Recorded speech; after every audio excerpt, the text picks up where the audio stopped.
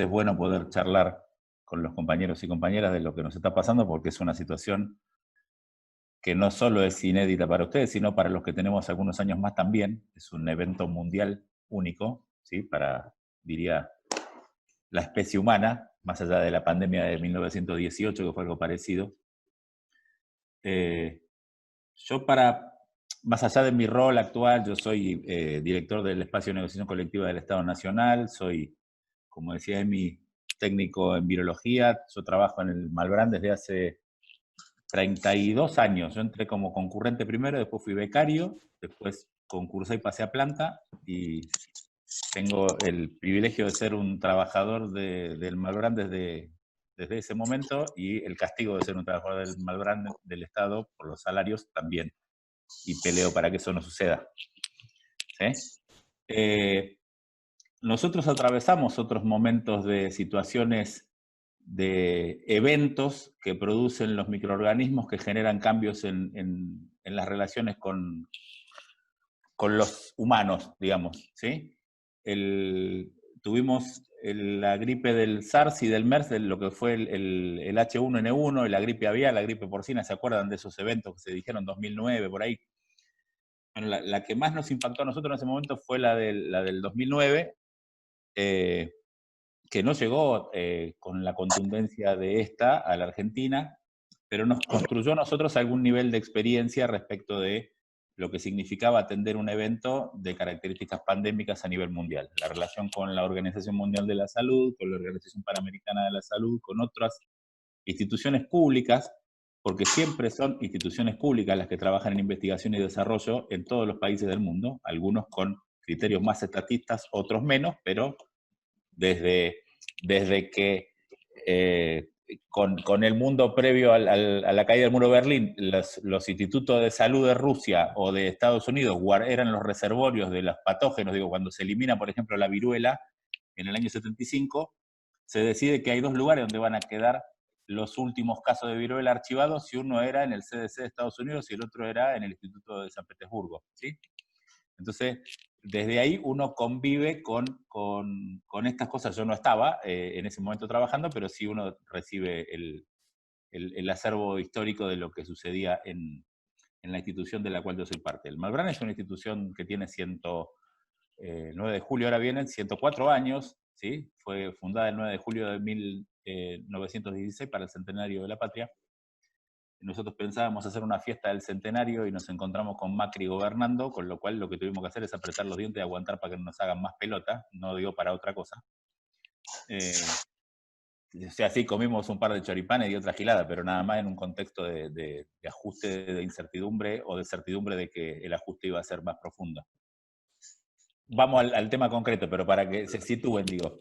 El Malbrán había sufrido en el año 96, producto de la segunda reforma del Estado, del menemismo. Yo ya era trabajador del Malbrán, ya era delegado.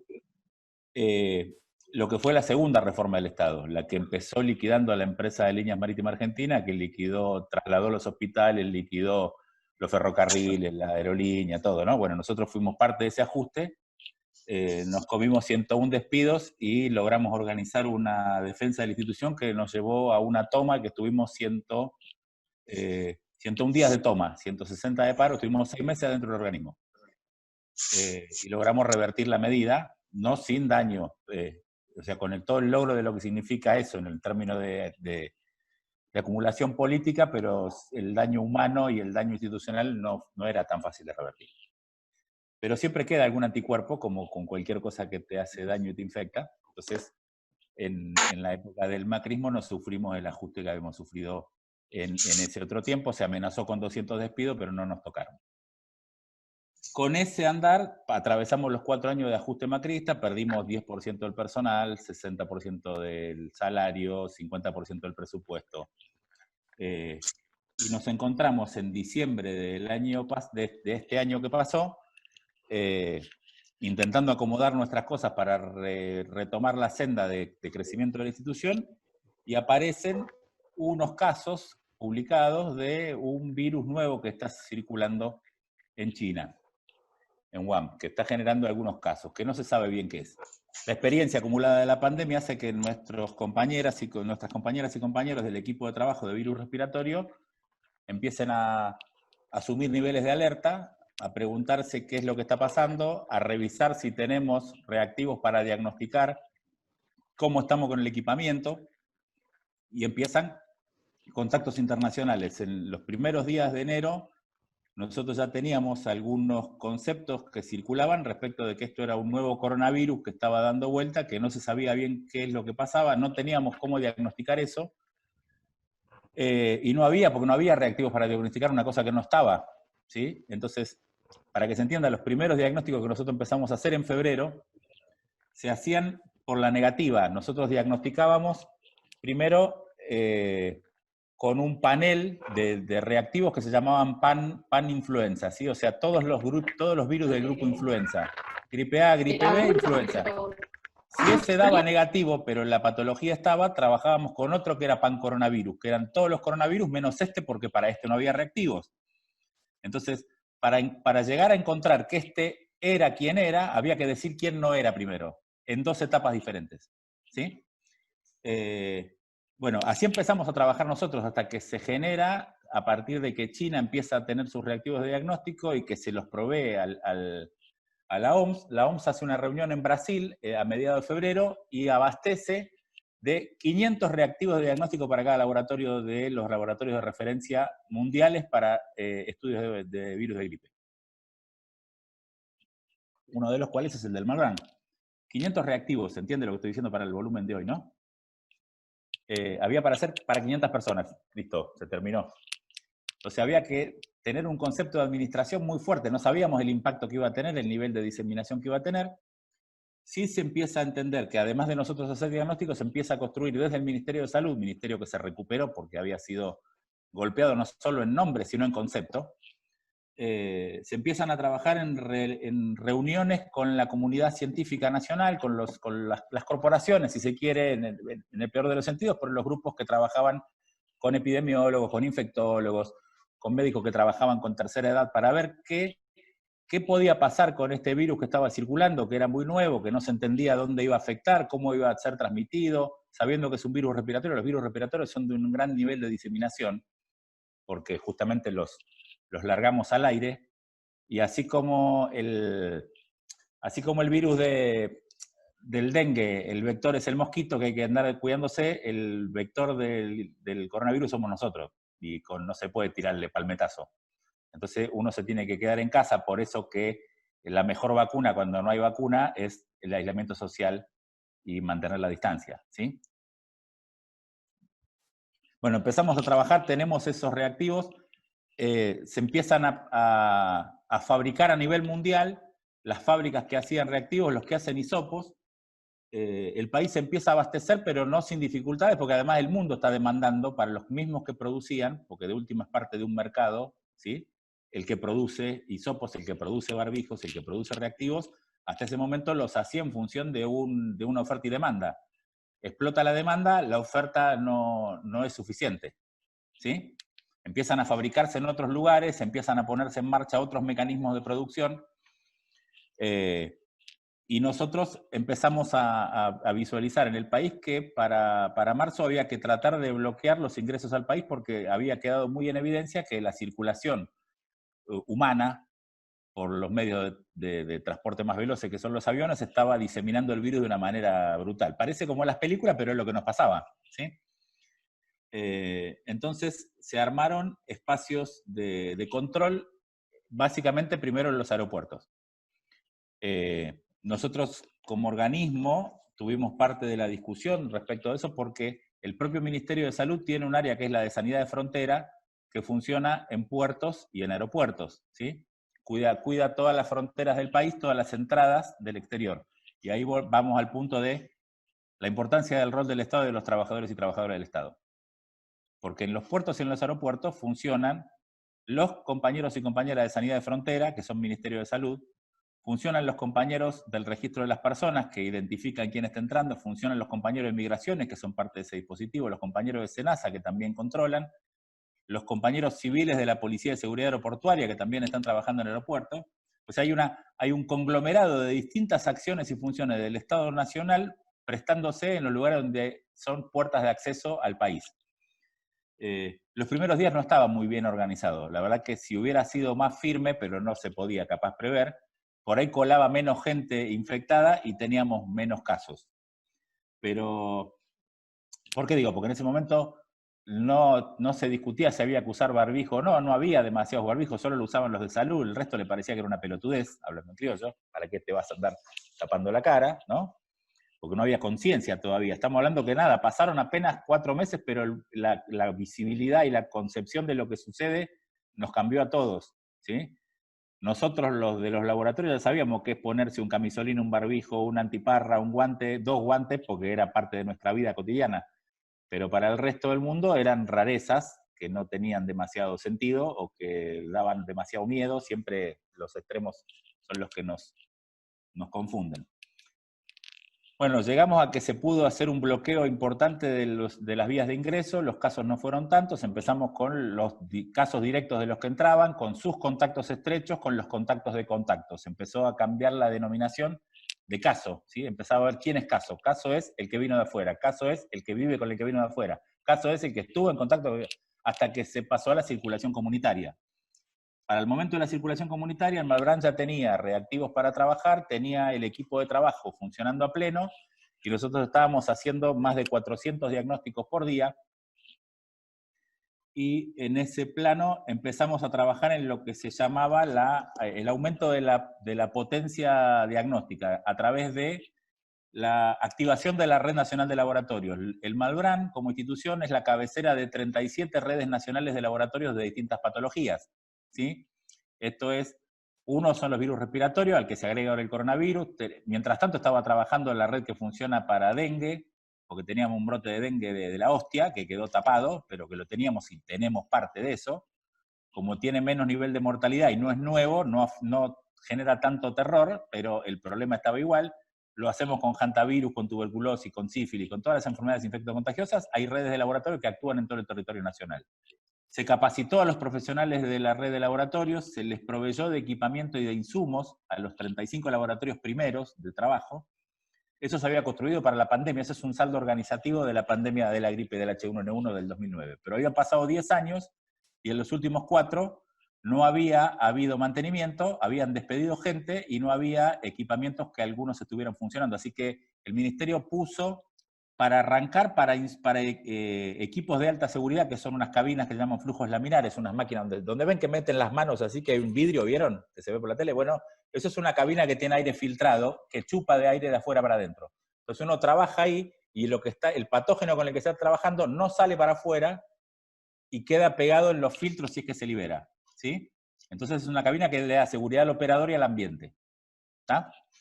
Entonces hubo que comprar 35 equipos nuevos porque no estaban funcionando, o los que quedaron andando se los fue a validar por un equipo que nosotros tenemos que hace la comprobación de que están funcionando bien, y se compraron máquinas para hacer PCR y sus reactivos respectivos. Si cuento muy en específico me avisan, yo les estoy contando todo más o menos lo que puedo para que se sepa. Llegamos a ese punto, capacitamos por un Zoom, en vez de hacerlo presencial, y se capacitó toda la red se pone a funcionar. Hoy son más de 140 laboratorios que están trabajando, porque no alcanzaban ni en pedo con los 35. A pesar de que la dinámica de trabajo que tienen los laboratorios de la red que se agregaron a veces es menor, no trabajan los fines de semana, tienen una capacidad operativa más limitada. Nosotros estamos hoy trabajando haciendo 700 muestras por día. El equipo, para que se entienda, cuando decimos el Malbrán, ¿quiénes son? El equipo de virus respiratorio Malbrán está integrado por... Para los que no me conocen, en algún momento me va a pasar, yo soy, así como soy grandote, soy sumamente sensible y me pongo a moquear a veces, aviso antes, porque me va a pasar. El equipo de trabajo está integrado por 11 trabajadores y trabajadoras, son todos afiliados de ATE, los compañeros de virus respiratorio, desde la jefa hasta el último compañero administrativo. De los 11, 9 son mujeres, de los 11, 8 son precarios.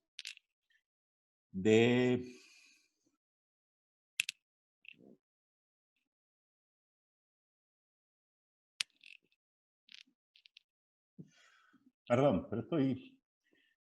Carlos, que es uno de los delegados, cobra 25 lucas. Mara, que es una de las profesionales que quedó en pie porque la mitad del equipo se infectó ahora, cobra 39. La jefa del servicio cobra 102. Que tiene 33 años de servicio, que es la referente de la Argentina para la Organización Mundial de la Salud. Ya se me va a pasar. Ese equipo la semana pasada sufrió el impacto de 4 compañeros que se infectaron, 6 que están aislados. Porque hace 150 días que están laburando. Y es mucho. Entonces, no le esquivamos. Digo, hay pocas frases que vienen tan bien adecuadas para las situaciones sanitarias como no sacarle el culo a la jeringa, ¿no? Nadie le saca el culo a la jeringa, acá están todos haciendo lo que hay que hacer, pero la verdad que el esfuerzo es muy grande, están muy cansados. El virus en realidad entró al Malbrán de afuera. Hay 4 compañeros que están enfermos y 6 que están aislados. De un grupo de 20 que estaba laburando, más otro grupo de 10 que agregamos, porque si no, no daba abasto para este trabajo. Ahora se armó el comité de crisis, se están ordenando, estamos reagrupando gente, pidiendo compañeros y compañeras que hacen biología molecular de otros institutos para que se pongan en la primera línea a trabajar, pero es el gran problema de lo limitante. Cuando ustedes vieron que se hablaba al principio de que había un 15% de casos de pacientes infectados que eran trabajadores de salud, ¿no? Entonces decía la tasa mundial de tantos trabajadores, que dice, bueno, hoy la tasa bajó al 8 y pico, 8 y medio creo. El tema es que el 15% de 10.000 que era el total es una cosa, el 8% de 60.000, 70.000 es otra cosa, ¿sí? Y el número de trabajadores sobre la base de cálculo, que son cantidad de trabajadores de salud, es la misma. Entonces aunque el número proporcional haya bajado, la cantidad de trabajadores enfermos son más. ¿Se entiende? Entonces, el tema es que vamos a llegar a un momento, yo lo decía el otro día cuando salí hablando por la tele, que hay que prestar atención a eso, se lo planteaba básicamente a los medios de comunicación para que las autoridades lo entiendan, que lo entienden pero no se expresa. Tiene que ver con qué, con que nosotros contamos todo el tiempo, cuando se escucha hablar, se escucha cuántos respiradores, cuántas camas, cuántos reactivos, cuántas determinaciones, y no se escucha cuántos trabajadores y cuántas trabajadoras. Y si nosotros vamos a entrar en un momento donde vamos a tener respiradores sin equipos de unidad de terapia intensiva que los estén operando, no van a servir los respiradores. Si vamos a tener reactivos para diagnóstico, pero no vamos a tener equipos que sepan hacer diagnóstico, que los operen, tampoco vamos a poder funcionar. Entonces, la importancia del Estado, me parece que nosotros estamos en un momento único, porque la situación es única, de que se comprenda el valor de lo público, de que se comprenda el valor de lo estatal, de que se reconozca de alguna manera socialmente la importancia de este Estado presente. Y también se reconoce a los trabajadores, aunque no es que tengamos aumento de salario, aunque no es que tengamos estabilidad, aunque no es que tengamos todo lo que hace falta para laburar. Que es una mochila que traemos de hace mucho, que la vamos a seguir llevando y la vamos a mostrar cada vez que podamos y la vamos a seguir pelando cuando esto termine, porque alguna vez va a terminar. Pero digo, en esto de los trabajadores de salud del Malbrán, el cuello de botella estaba puesto en esto de la capacidad operativa. Nosotros, mientras que estábamos haciendo diagnóstico, después de que desconcentramos la tarea en la red, empezamos a hacer otras acciones que tienen que ver con tareas que el Malbrán despliega también, porque el Malbrán es un organismo de salud, pero a la vez es un organismo de investigación y de ciencia.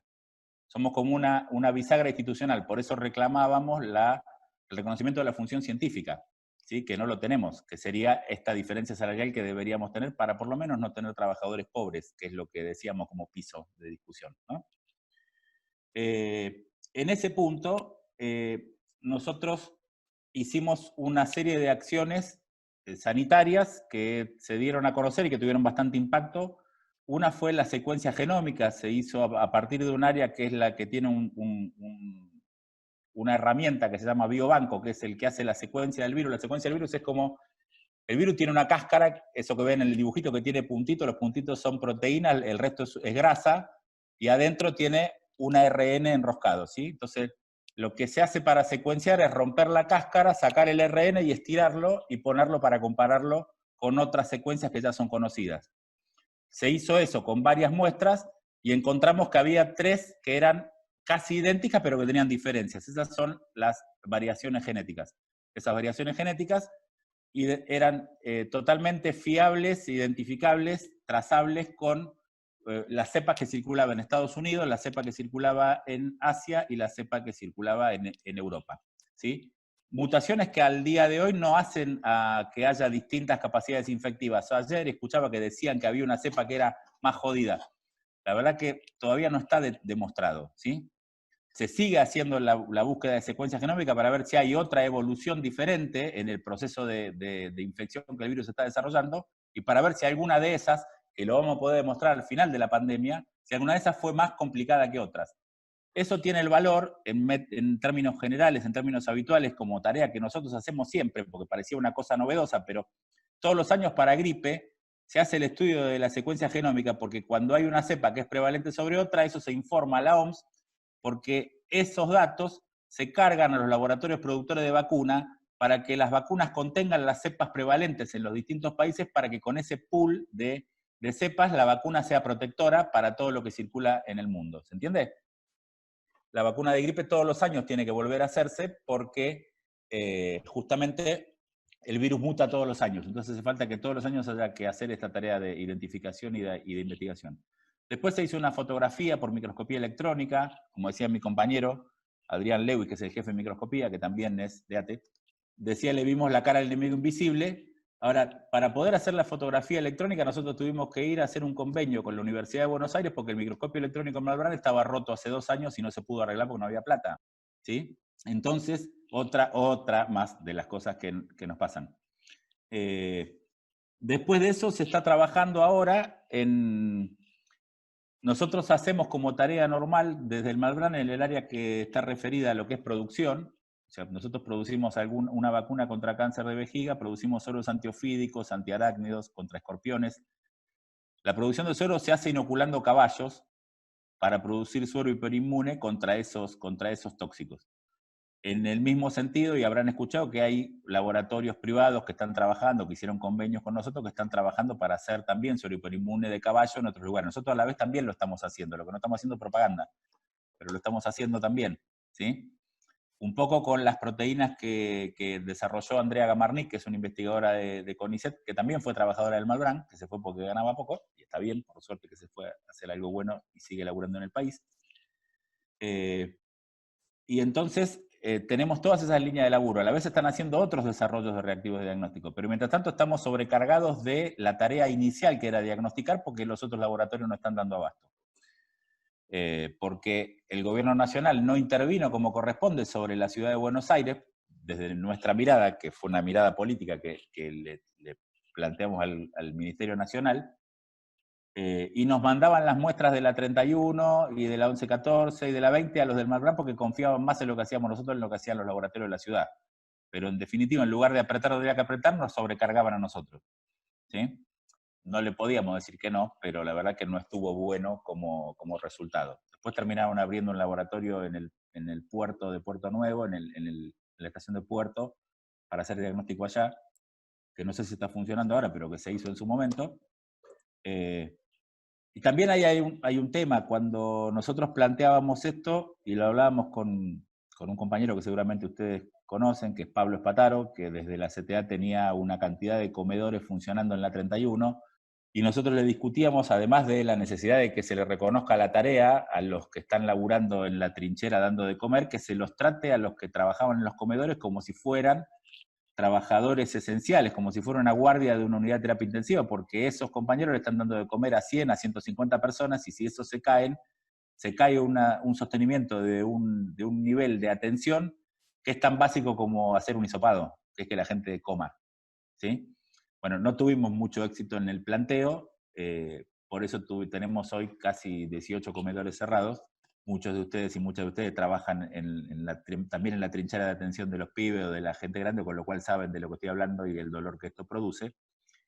Yo siempre lo miro más desde el lugar de lo que me toca a mí como laboratorio, sino como organización en la discusión macro. Hoy estamos en un punto donde yo creo que el nivel de casos diarios que estamos teniendo superó lo que se esperaba, ¿sí? Y eso que el aislamiento, el gobierno tomó una decisión acertadísima contra todos los agoreros, contra todos los partisanos del capital que piensan que es más importante la guita que la vida. Y en ese sentido lo que se logró hacer fue en realidad frenar la circulación de la gente con el aislamiento, que se fue proponiendo como una cosa que a veces parece que es una burla, ¿Por qué cada 15 días, cada 20 días nos dicen se termine, vuelven a arrancar? Y en realidad si alguien nos dijera que tenemos que seguir desde que se empezó hasta septiembre, la gente capaz que no respeta, y además sería inadecuado porque no sabemos qué pasa si las medidas se toman de manera adecuada. Porque lo que estamos viendo hoy es que la curva sigue subiendo, ¿sí? El pico lo vamos a ver cuando la curva empieza a bajar. Mientras que siga subiendo, las medidas de aislamiento son adecuadas, en el momento que la curva empieza a bajar, hay que esperar. El resultado de lo que se ve en el pico tiene como 10 días de delay, ¿sí? No es que lo que se ve en el momento es lo que está pasando en el momento. Lo que se ve en el momento tiene que ver con un evento sanitario que sucedió 10 días antes y se lee 10 días después. ¿Se entiende? Entonces, lo que estamos viendo ahora, que todavía sigue subiendo, es producto de que todavía está pasando. Cuando empieza a bajar, casi recién 10 días después, hay que empezar a ver si hay condiciones para empezar a cambiar de fase. Y el AMBA es un lugar sumamente complejo. De hecho, estamos ahora trabajando por un pedido del propio Ministerio de Salud y por un pedido hablo siempre de la Nación, ¿no? Entendamos que lo que sucede con ustedes en el ámbito de la ciudad es otro gobierno, es otra política, ya están escaldados de esta política, me imagino, pero digo, es otra cosa. No quiere decir que lo que esté pasando con el gobierno nacional sea lo óptimo. Sí, yo puedo asegurar que es bueno por la experiencia que tengo acumulada de otros eventos. Se está haciendo lo correcto en la mejor medida de lo posible. Nosotros logramos aumentar el número de respiradores, aumentar el número de trabajadores de salud, se incorporó gente, se construyeron hospitales, se hicieron un montón de cosas que hacen que el pico de ocupación de camas no haya llegado a su límite, si no ya estaríamos encima con ese límite también operativo funcionando y estaríamos empezando en una crisis a la que ojalá no lleguemos. A pesar de que todo esto que pasa, capaz que a usted le parece que es una crisis. Les cuento que si hay crisis falta, puede ser peor. ¿Sí? Alguien llama a una ambulancia y le tardan 2 horas, 3 horas, un día, 2 días, 3 días. Hay un momento en que si la cosa se va a la mierda, vos llamás a la ambulancia y no va a venir nadie. ¿Sí? Entonces, todavía la respuesta llega, aunque demora. Bueno, nos convocaron como ATE desde el Ministerio de Salud y a través de la Secretaría de Gestión Pública de Nación a intentar constituir un voluntariado para poder ir a hacer parte de las encuestas que se realizan domiciliarias para el programa Detectar. Tuvimos un interesante quilombo de discusión, primero por las diferentes lecturas de lo que pasa con un gobierno y otro, si la ciudad, si la nación, y tuvimos la discusión de que el voluntariado tiene que ver ¿con qué? Con que no es obligatorio, que no nos pueden cambiar de lugar de trabajo ni de función obligatoriamente, a pesar de que hay determinadas condiciones por las cuales está planteado que los estatales pueden ser convocados en el marco de la crisis sanitaria, que se declaró, en el marco de la pandemia que está declarada, a poder tener que cumplir funciones de naturaleza diferente a la que les corresponde como propia. Ahora, eso se puede hacer con la máscara de lo voluntario, pero obligando y apretando como se hace en ciudad, o se puede hacer como se planteó desde el gobierno nacional, invitando a que la organización sindical, si quiere poner compañeros a trabajar en esto, la pueda poner como parte de un dispositivo, sabiendo que nosotros como organización tenemos un montón de tareas de compañeras y compañeros que son militantes, que hoy están bancando comedores, que hoy están bancando un montón de espacios sociales de contención, y que nos invitaban a ser parte de dispositivos más de orden sanitario. Eso se discutió y se asumió como una tarea que se va a construir y estamos viendo de armar los listados para que podamos sostener básicamente tareas de este control del detectar en el ámbito del conurbano, porque es lo que están más explotando. San Martín, La Matanza, Avellaneda, y hay un par de distritos más que ahora no me acuerdo, que están todos casi entrando en rojo por la crisis que hay. Entonces hace falta poder detectar para aislar y tratar de evitar la circulación.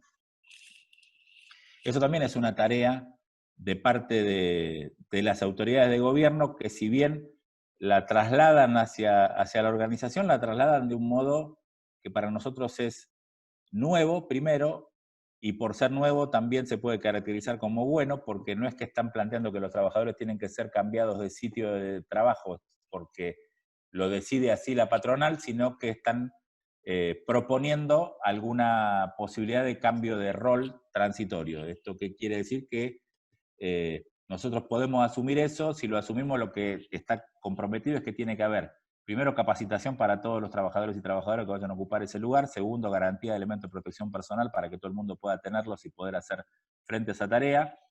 Seguimiento y control en el caso de que alguno tenga alguna duda, y esto involucra solamente al colectivo de compañeros y compañeras que puedan pretender inscribirse en estos dispositivos, sabiendo que no tienen que cuidar niñas, que no tienen que cuidar adultos mayores, que no tienen problemas de base de salud, que no tienen edades que no les permiten ser parte del esquema, ¿sí? O sea, es bien acotado. Y aquellos que estén haciendo trabajo remoto, lo que tienen que hacer es informar a partir de la lista que nosotros presentamos, y ese trabajo remoto va a ser reemplazado por este trabajo voluntario presencial para poder acomodar la situación. Todo lo que yo hablé tiene que ver con el trabajo concretamente presencial y en primera línea de fuego. En estos tiempos de ASPO también existe lo que es el trabajo remoto, una situación también anormal, pero no nueva, no se creó ahora en una disposición que tenía el capital o algunos gobiernos para poder hacer hacer más precario el trabajo, hacer menos costoso el trabajo, para romper la organización sindical de alguna manera. Y bueno, esto lo que hizo fue generar una discusión en el Congreso de 17 proyectos que terminaron siendo uno, que si bien no es lo que nosotros esperábamos, es un proyecto que contiene algunos aspectos que son válidos, que no aplica a los estados, ¿sí? Ni al nacional, ni a los provinciales, ni a los municipios, pero que sí va a servir como piso. Nosotros estamos discutiendo en el Estado Nacional la posibilidad de que se regule el trabajo remoto como transitorio en el marco del ASPO, para después darle una discusión si hay que dársela, pero no avanzar en esa discusión ahora, porque esto es una cuestión de carácter excepcional. Entonces queremos que se trate como tal.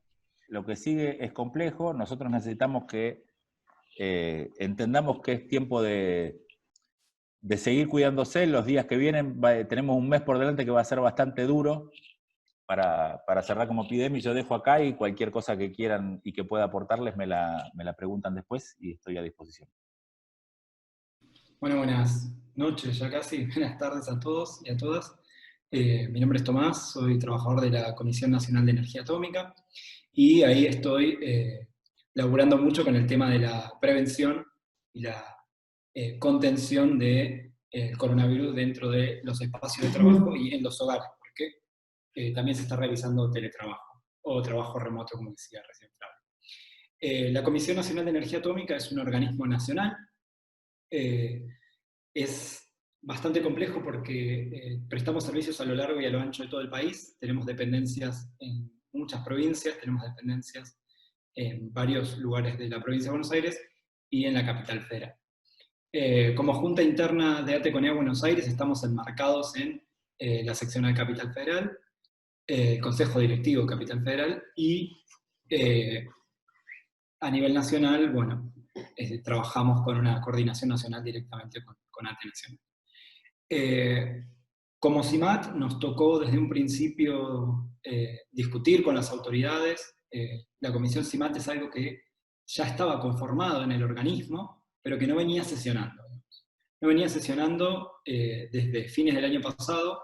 Incluso mi nombramiento, que había sido en marzo del 2019, en esa comisión, todavía no estaba formalizado. Por más de que vayamos formando parte de las reuniones, todavía no estaba formalizado, es decir, no había un grado de participación alto en esa comisión, porque las autoridades venían frenándola. No es algo que las autoridades de ningún organismo quieran tener funcionando, porque es una comisión paritaria, una comisión donde discutimos a la par de las autoridades de la institución para poder reglamentar las condiciones de trabajo para nuestros compañeros y nuestras compañeras. Esa comisión paritaria funciona en el 214 con 3 representantes del Estado empleador y 3 representantes gremiales, de los cuales 2 titulares son de UPCN y un titular es de ATE. Y ahí tenemos también todos un suplente. O sea, lo importante ahí es ser bien estrategas para poder discutir y ganar las discusiones, porque el voto lo va a tener la parte contraria, lo va a tener el sindicato más entreguista. En el caso de la ciudad, en la SUTECBA, que va a hacer lo mismo. Entonces, todo va en la estrategia para poder resolver y que se falle a favor y se resuelva a favor de nuestros compañeros y compañeras. Esa comisión, como dije, no venía funcionando y cuando arranca la emergencia sanitaria a nivel nacional, empiezan las exigencias por parte de la Junta Interna y por parte de la Mesa Nacional para que esa comisión empiece a sesionar. Empiece a sesionar y empiece a aplicar la resolución 3 de 2020 de la Secretaría de Gestión y Empleo Público, dependiente de la Jefatura de Gabinete de Ministros de la Nación, para que se conforme un comité de crisis, y que ese comité de crisis sea un ámbito de discusión ampliando la CIMAT, ¿no? Teniendo participación la CIMAT, el espacio de medicina laboral y el espacio de seguridad en el trabajo, con la autoridad máxima de la institución, para poder discutir los protocolos. Estos protocolos en CONEA se desarrollaron unilateralmente por parte de las autoridades, y desde ATE y UPCN también exigimos que se les dé tratamiento en la CIMAT. A partir de ahí fue una lucha, digamos, fue pelearla, sacar comunicados, hacer reuniones, asambleas, para poder llegar a que las autoridades acepten que la CIMAT tiene que funcionar y que la CIMAT es el órgano por el cual tienen que pasar los protocolos y por el cual tienen que pasar todas las medidas de protección y de prevención para la emergencia sanitaria. Fue una pelea. La Comisión CIMAT es entonces una herramienta que tenemos como sindicato para poder discutir y para poder garantizar las condiciones de trabajo, que no solo son importantes ahora en la pandemia, ahora adquirieron una relevancia fenomenal, pero son importantes todo el tiempo y es muy importante tener funcionando esta comisión. Porque en esta comisión se discuten un montón de cosas que hacen a los sectores de trabajo y nos permite permear en todos los sectores de trabajo. Vos llegás con la CIMAT a cada sector, porque lo que tenés que hacer es relevar las necesidades y los modos de trabajo de cada sector. Entonces, como herramienta sindical, como herramienta para la organización de los trabajadores, es genial. O sea, vos tenés la oportunidad de ver qué está pasando en cada sector de trabajo y tenés la responsabilidad de hacer eso, ¿no? Entonces, organizar el cuerpo de delegados, organizar a los trabajadores y trabajadoras que se quieran sumar, tengan el fuero gremial o no, se pueden sumar a cooperar con este espacio gremial que es la CIMAT, para poder tener llegada de todos los sectores. Lo que está bueno es pensar en armar mapas de riesgo. ¿Qué es un mapa de riesgo? Un mapa de riesgo es un documento donde se pone todo lo que pasa en un sector y se detectan los factores de riesgo. Entonces, ahora en la pandemia, lo que está bueno como herramienta es para nosotros ir a cada sector y relevar cuáles son las tareas que llevan adelante y en qué casos no se respeta el distanciamiento físico. O sea, en qué tareas que yo hago habitualmente en mi sector no respeto el distanciamiento físico, para ver en cuáles es importante no generar un contacto estrecho, porque el contacto estrecho es menos de 2 metros por más de 15 minutos sin protección. Entonces, lo que vemos en nuestros sectores es en qué casos se me complica utilizar la protección adecuada, en qué casos, en qué tareas se me complica mantener el distanciamiento físico, y en qué casos el tiempo de interacción entre compañeros, compañeras, trabajadores, empresas de servicios tercerizados o las personas a las que se asiste, no se respetan esas cosas. O sea quien sea el agente que interviene, en qué momento no se respetan esas cosas. Entre trabajadores, entre las personas que asistimos, entre los trabajadores de empresas tercerizadas.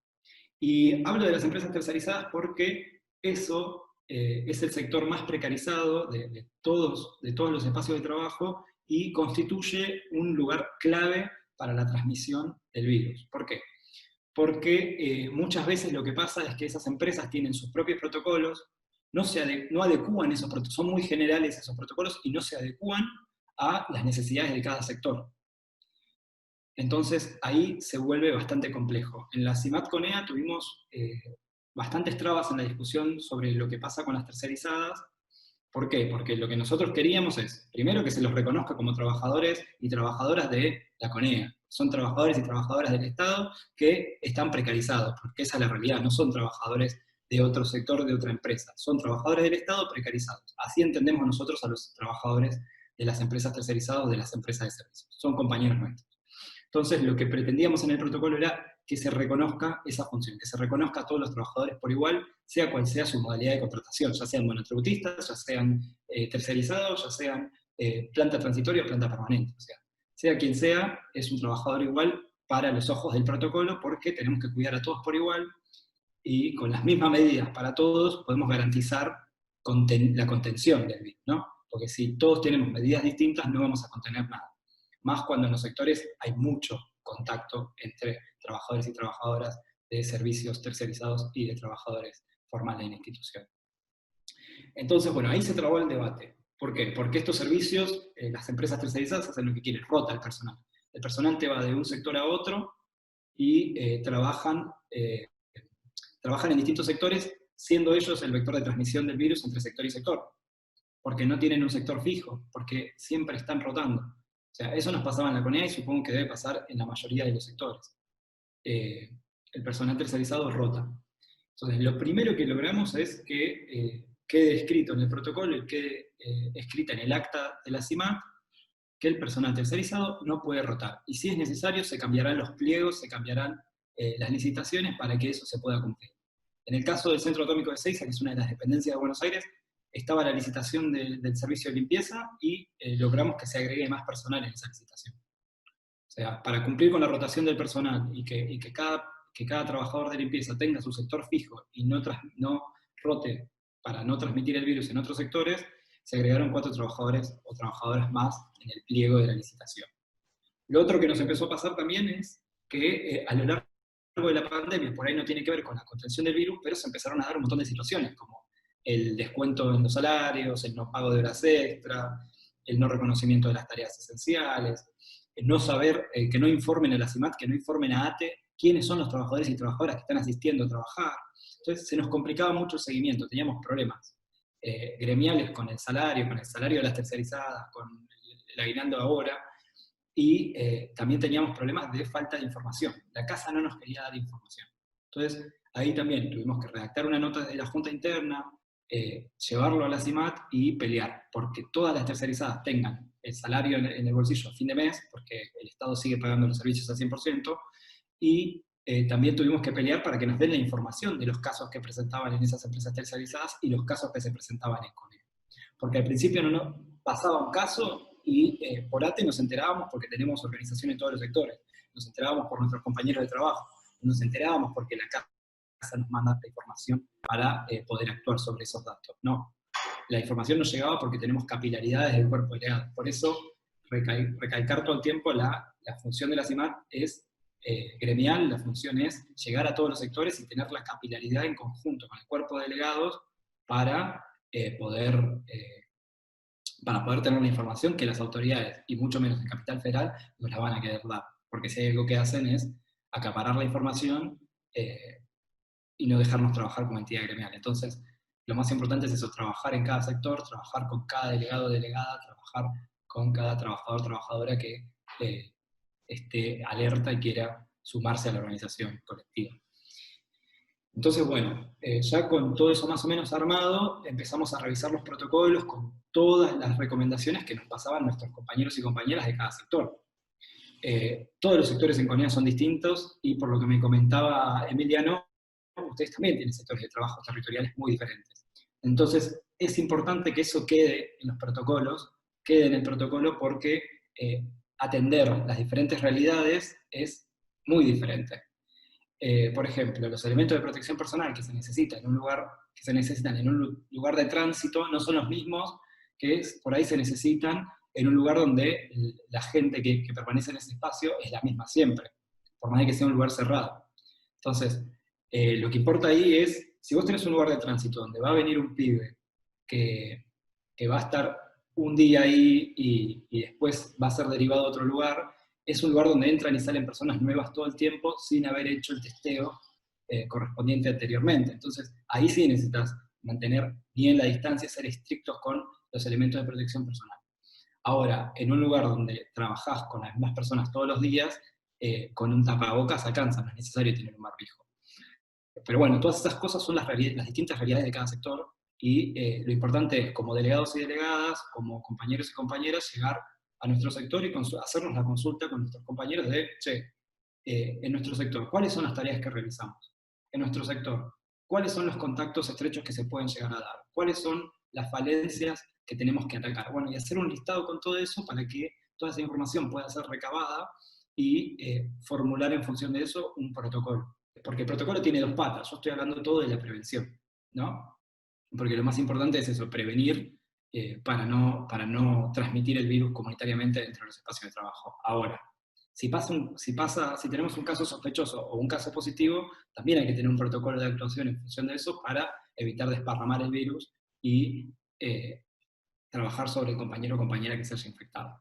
Esas son las dos grandes patas que tenemos hoy en los protocolos de CONIAL. La prevención, que la hicimos, que diseñamos todo eso en función de los procedimientos y de las tareas que se llevan a cabo en cada sector, y después la actuación frente a un caso sospechoso o positivo. Ahí faltaban controles de todo tipo, o sea, no se controlaba la temperatura del ingreso a los establecimientos, no se le pedía al trabajador que ingresaba que tenga tapabocas, no se le pedía el permiso de circulación, o sea, entraba un trabajador y vos no sabías si era un trabajador esencial o era un trabajador de teletrabajo que le pintó ir. Entonces, todos esos controles al ingreso tienen que estar, es algo clave. Entonces, si vos detectás al ingreso del espacio de trabajo la temperatura, que tenga el trabajador, tenga el tapabocas, que tenga un permiso de circulación, ya por lo menos te aseguras que los trabajadores que están adentro, cuando ingresaron no presentaban temperatura, tenían el elemento de protección personal correspondiente, y es personal que lógicamente tiene que estar ahí y no es cualquier otro. Ya con eso teníamos eso garantizado. Después salió la discusión de biométrico sí, biométrico no, control de ingreso cómo tenía que ser, si teníamos que todos andar tocando el mismo sensor, y nada. Ahí se armó un debate muy grande, porque si nosotros sacábamos el biométrico perdíamos la trazabilidad de quiénes habían ingresado, a qué horario y a qué sector. Entonces, bueno, haciendo un tiro y aflojo entre todo eso, se decidió que con tener alcohol en gel para antes y después de utilizar el sensor alcanzaba, pero después empezó a faltar alcohol. Entonces, bueno, es un debate constante, porque no es solo ver las medidas que tenemos que tomar en cada sector, sino después de que está el protocolo, fiscalizar que se cumpla. Estar ahí mirando que se cumpla, mirando que nuestros compañeros y compañeras tengan la capacitación correspondiente por parte del trabajo, del empleador. Así que bueno, son varias las patas que hay que afrontar, pero todas se discuten entre compañeros y compañeras. Se puede armar una asamblea, se puede armar una reunión de Zoom, y convocar a cada sector de trabajo un ratito cada día, un ratito por semana, para poder ir viendo cuáles son las necesidades de cada espacio, quién se tiene que hacer cargo de la capacitación del personal, si se le puede exigir eso al organismo, si se le puede exigir eso a la ciudad directamente, si se puede hacer en el ámbito que tiene de discusión ATE Capital con el gobierno de la ciudad, o directamente en el organismo, si se abre un ámbito de discusión, se puede planificar la capacitación ahí. Bueno, todas esas cosas fueron cosas que nosotros tuvimos que empezar a pensar y a encarar desde la CIMAT, en conjunto con el cuerpo de delegados y delegadas en todos los sectores de trabajo. Entonces ahí sí, teníamos las dos patas bastante armadas, pero todo se va viendo a medida que pasa el tiempo. O sea, un protocolo es dinámico, no es que vos planificás y escribís un protocolo y lo ponés a funcionar, sino que nosotros todas las semanas tenemos reuniones CIMAT, y rediscutimos punto por punto los protocolos para ver si se están aplicando bien, para ver si las medidas que nosotros pensamos que eran las mejores resultaron ser las mejores o no. Y así todas las semanas y cada 15 días vamos teniendo una versión actualizada del protocolo. Pero bueno, es un laburo, es un montón, y lo bueno es que nos permite llegar a todos los sectores y organizar a nuestros compañeros y compañeras. Eso es lo más importante, que nuestros compañeros y compañeras se sienten seguros y saben que ATE está ahí defendiendo sus intereses y defendiendo las condiciones en el trabajo, para que esa tarea que están realizando presencialmente sea segura, y para que esa tarea que están realizando en el hogar, con teletrabajo, también sea segura, porque se tienen que empezar también las recomendaciones que se le da a los trabajadores que están teletrabajando, porque sigue siendo del empleador la responsabilidad por su seguridad y por sus condiciones de medio ambiente de trabajo. Entonces, encarar el debate se puede encarar con todos los sectores, ya sea trabajadores presenciales o no, y lo importante es llevarlo a cada sector. Después no sé si querían hablar algo más. En función de los protocolos, lo que les puedo comentar es que fuimos ganando debates a las autoridades a partir de la organización con nuestros compañeros y compañeras. O sea, por más de que tengamos la mejor buena onda o desde la Junta Interna se quiera decir algo, si vos no lo haces con el sector de trabajo atrás, no vas a lograr nada, necesitas el apoyo de todos tus compañeros para poder llevar adelante una decisión y que las autoridades la tomen, la consideren y la cumplan, ¿no? O sea, una Junta Interna sola no puede ir a ningún lado, si no es con el acompañamiento de todos los sectores, no vamos a tener un protocolo que nos sirva para protegernos, para cuidarnos y para cuidar al resto. O sea, el camino por las condiciones del medio ambiente de trabajo es un camino que hay que caminarlo todos juntos, con cada sector y dándole a cada sector la relevancia que merece para que en ninguna tarea esté un compañero o compañera desprotegido. Y lo más importante es que no solo nos tenemos que cuidar a nosotros como trabajadores, sino que en su caso están al cuidado de pibes y de pibas que nos necesitan más que nadie. Así que nada, los aplaudo por eso y cuenten conmigo para lo que necesiten en el desarrollo de sus protocolos o las instancias que crean que son las mejores para poder discutir con las autoridades las condiciones y el medio ambiente de trabajo. Tanto para Tomás como para Flavio, primero muchísimas gracias. Muchos de nosotros seguramente vamos a estar impactados porque hoy tuvimos dos conversatorios que hizo la gestión del Consejo con un inmunólogo del gobierno de la ciudad, todo lo opuesto de lo que estuvieron planteando, todo el tiempo relativizando el tema del contagio. Nosotros estamos muy impactados porque, por ejemplo, planteó cosas como que si tenés 97 años ya tuviste 20, entonces, bueno, morite, morite tranquilo. Fuera como eso nos planteaba el profesional que la gestión invitó a presenciar. Así que fuerte, la verdad, todos los planteos relativizando la pandemia y la cuarentena todo el tiempo. Muy, muy impresionados porque realmente ustedes nos están informando y formando y desde el lado de la gestión nos están desinformando. Así que bueno, el que quiera hacer alguna pregunta. Bien.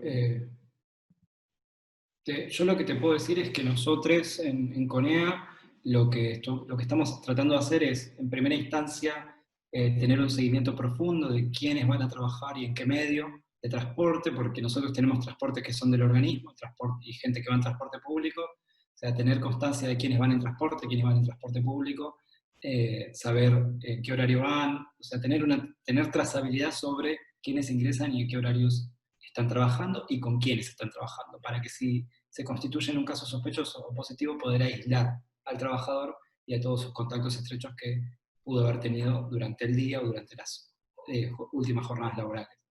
Lo otro es, en los sectores en los que sea posible, que la cantidad de personal nos lo permita, lo que intentamos hacer es trabajar con 3 turnos rotativos. Entonces, si vos tenés 3 planteles mínimos, seleccionás, identificás cuál podría ser el plantel mínimo, y podés tener 3 réplicas, lo que haces es que esa gente trabaje 7 días seguidos, y hasta que pasan las siguientes 2 rotaciones, tenés 15 días, que es un intervalo prudente para que de presentar síntomas los presenten en ese tiempo, y aislar al personal correspondiente que haya trabajado con ellos. Entonces, vos te garantizas una rotación de 15 días para que si alguien tiene que presentar síntomas, los presente y no hacerlos rotar todos los días en instituciones donde pueden contagiar a los que están adentro.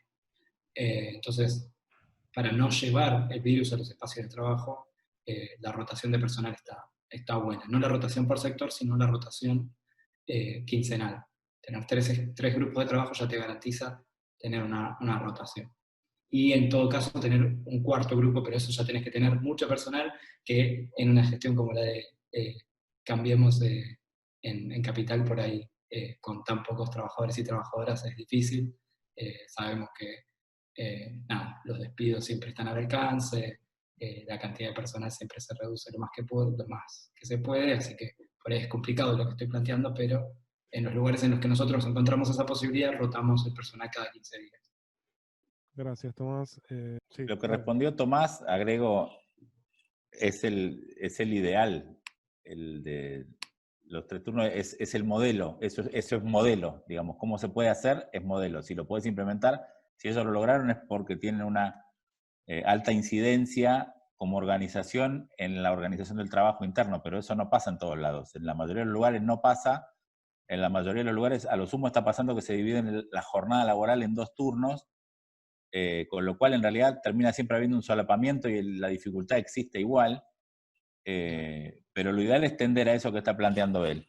Yo quisiera sobre esto mismo que se planteó cargar, porque vi una preguntita por ahí dando vuelta, la importancia de la CIMAC, si no está en el convenio colectivo de la ciudad como herramienta, hay que trabajar en que se abran comités de crisis en lo posible, pero si está en el convenio, yo ahora no lo recuerdo, creo que está. Está en el convenio, está en el convenio.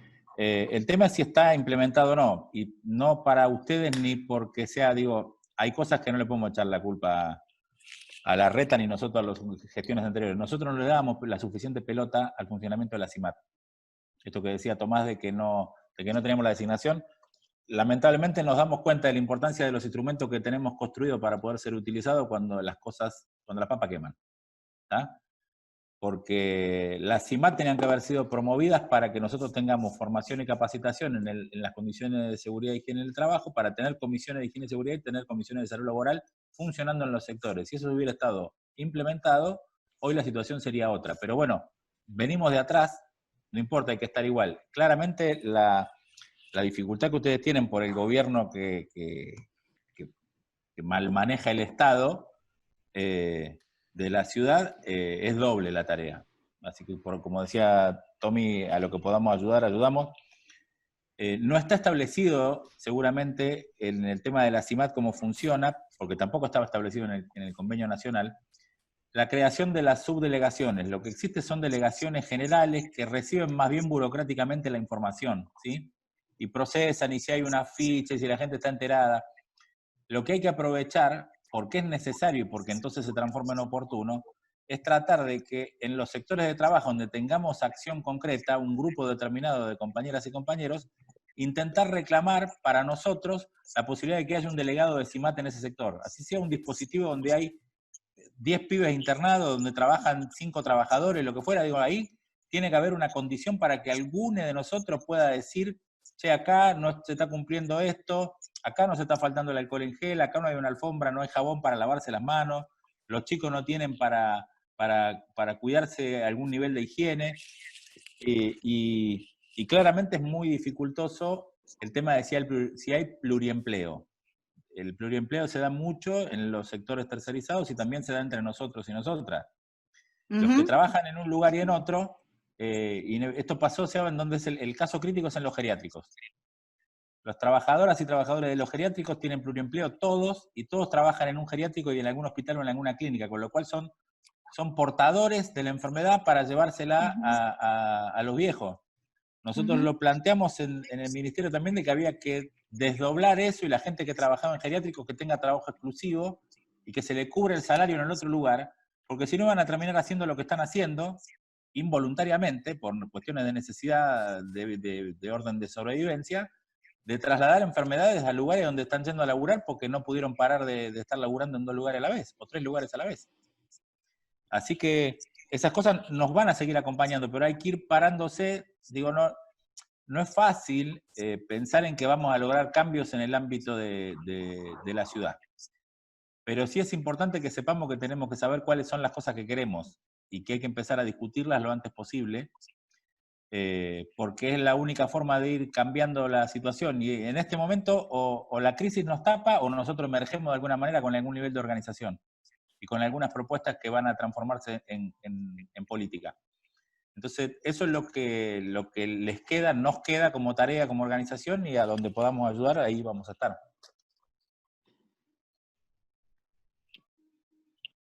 Yo agrego que en el convenio colectivo de trabajo de la ciudad, la Comisión CIMAT es el artículo 8.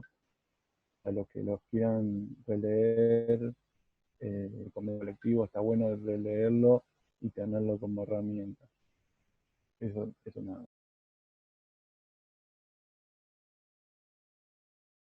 Sí, está en el convenio y a partir de ahí se define que hay una comisión CIMAT central en el ámbito de la ciudad, con el gobierno de la ciudad y las partes gremiales, y como decía Flavio, las subdelegaciones. Esas delegaciones CIMAT están autorizadas por el convenio colectivo de la capital, dice que se pueden constituir en todos los organismos descentralizados y que en otros organismos no descentralizados también se van a constituir y queda a consideración de la CIMAT central. Pero está instrumentado que se pueden constituir. O sea, es una herramienta que tenemos que empezar a difundir, como decía Flavio recién, para saber que está y que la podemos utilizar y la podemos reclamar y la podemos exigir y la podemos hacer llegar a cada sector de trabajo.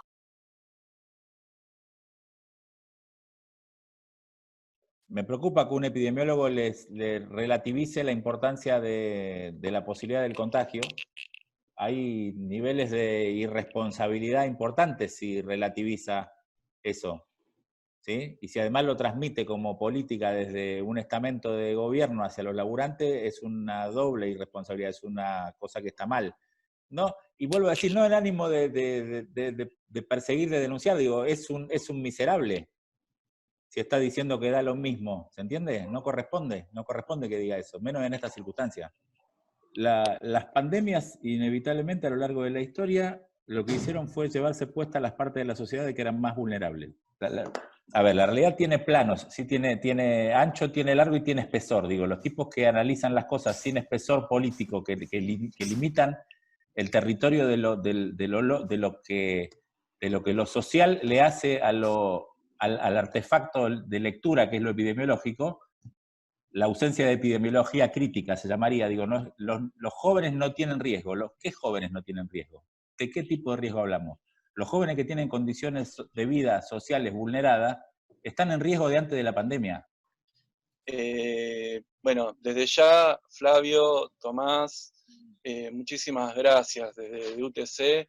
La verdad que se tomaron este tiempo y nos llevamos un montón de información y de ideas, de cuestiones que hay que empezar a exigir y cuestiones que hay que pensar a tener en cuenta en nuestros lugares de trabajo, que la verdad que hasta ahora se tuvo que dar esta coyuntura para que la pensemos y tratar de pensar y buscar herramientas para empezar a confrontar, porque se está poniendo en juego la vida de los pibes y las pibas, y también la vida de los laburantes. Nosotros somos una organización que nos formamos a partir de la necesidad de, por ejemplo, de tener cuestiones de asamblea, y bueno, lo vamos a seguir promocionando por las redes. Agradecerles a Tomás y a Flavio, que la verdad que las introducciones fueron de una calidad enorme. Bueno, nos vemos, compañeros, compañeras. Nos vemos, gracias por la invitación. Hasta la próxima. Muchas gracias.